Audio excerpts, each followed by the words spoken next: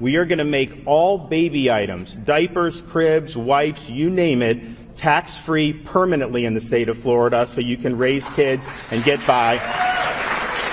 You know, we have a 5 and a 4 and a 2-year-old. Our two oldest are out of diapers. My wife asked me, why didn't you propose that your first year in office? Well, you live and you learn. I would agree with your wife. You should have done that the first year you were in office. I mean, aren't you supposed to be helping us all 4 years instead of just the last year? You talk about Joe Biden a lot. I understand. You think you're going to be running against him. I can see how you might get confused. But you're running for governor. You're running for governor. And I have a question for you. You're running for governor. Why don't you look in the eyes of the people of the state of Florida and say to them, if you're reelected, you will serve a full 4-year term as governor? Yes or no? Yes or no, Ron?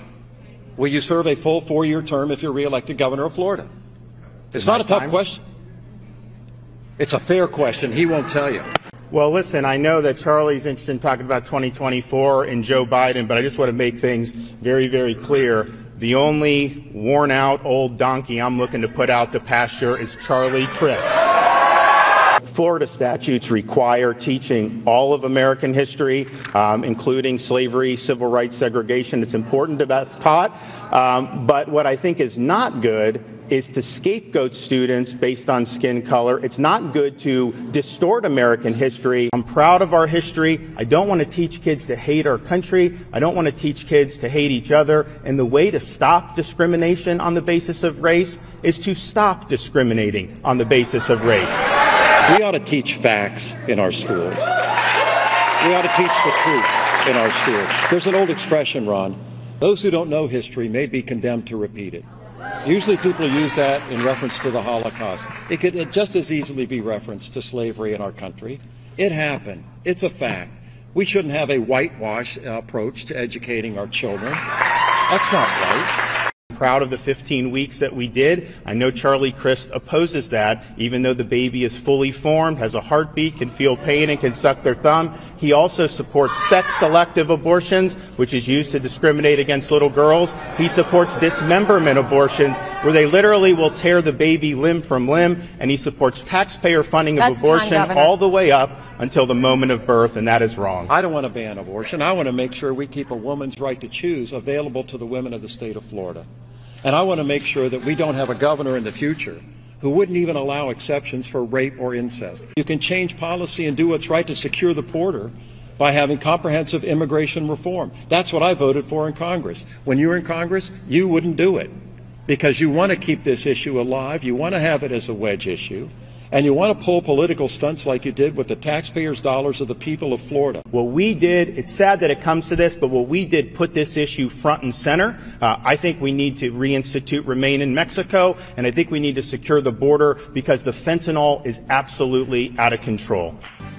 The Florida gubernatorial debate demonstrated how high the stakes are for Republican Governor Ron DeSantis. Politicos say a loss against Democrat Charlie Crist would hurt DeSantis' chance of becoming the Republican nominee for president in 2024. He wants to win by a huge margin. He would really like a blowout victory in this race, which would help propel him into any presidential bid. I think the mark that he's probably looking at is President Trump's mark in Florida in 2020, which was about 3 percentage points. Look, is it do or die? I mean, I think it's hard for him to run for president if he had just lost the governorship of Florida. DeSantis' campaign has courted controversy. His decision to transport migrants from Texas to Martha's Vineyard, the law dubbed Don't Say Gay by detractors, and his position as an anti-woke leader are popular in Florida, but are they nationwide?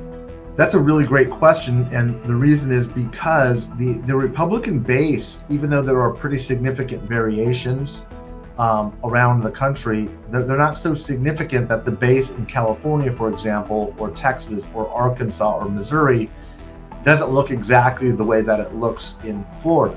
So Florida Republicans are, pretty measurable as a national sample with some slight variations.